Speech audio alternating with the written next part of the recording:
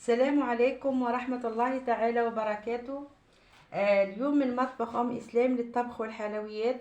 حبيت نقدم لكم الخضر تاع أسبوع. بالنسبة لي أنا راه تكفيني حتى ل 12 يوم، 10 12 يوم.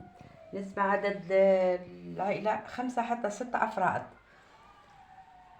هنا عندي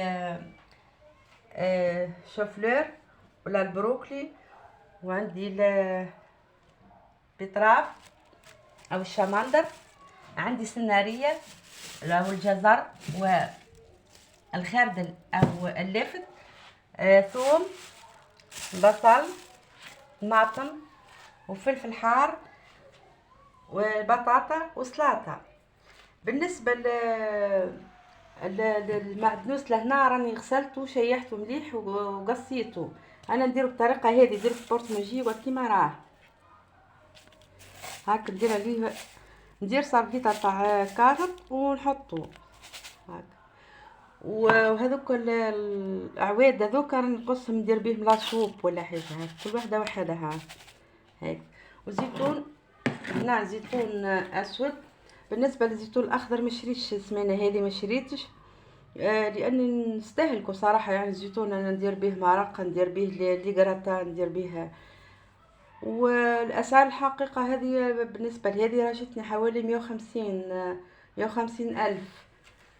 النعناع شريته المره اللي فاتت، انا غسلته هنا، غسلته شيحته، خليه الطريقه هذه ومن بعد نديرو في ساشي مغسول هذا شايح. هذا نديرو به تاي، نديرو به ها. بالنسبه للخضره لهنا كيما الجريوات ولا القرعه انا ما شريتش لهنا. من كيما نقولش راح نستهلكها فك الاسبوع هذاك، ما نشريهاش لانها ما تقاومش. بالنسبه للوبيا الخضراء انا نشراها، نغسلها ونقصها ونديرها في الكونجيلاتور. السلق كيف كيف، انا نغسله قبل ما نقصه، نغسله.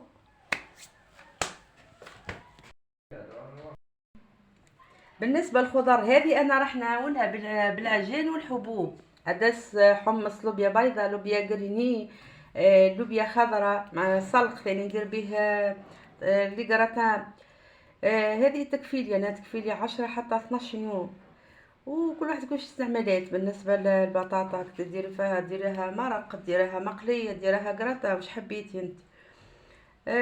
ونقول حبيت نقول لكم الخضره، اذا كنتي مش راح تستعملي الحوايج الخضره اللي ما تقاومش ما تشريهاش صراحه. يعني مش تشريها تحطها في الفريجيدير تخليها في ساشي حتى تخسر، ربي ما قالش عليها. بالنسبه للخضره انا ما نغسلهاش، ابار البطاطا راني نغسلها. الخضره نمسحها برك ونحطها في الفريجيدير. اللوبيا خضراء نغسلها مليح ونقصها، نديرها في الساشي ونديرها في كونجيلاتور تقعد كيما راهي. السلق نقصو، نغسلو مليح قبل ما نقصو، نحي ليه العواد هذاك، نقص منهم العواد هذيك ونقص ونغسلو مليح بماء وخل وخليه ينشف مليح، ومن بعد نقص وندير في ساشي ثاني يقعد كيما راه. الجلبانه كيف كيف، جلبانه انا شريتها الاسبوع اللي فات، شريتها المره هذه راهي ما عنديش، ماهيش موفره عندي لان مش راح نستعملها. وان شاء الله ناكلوهم بالصحه والهنا.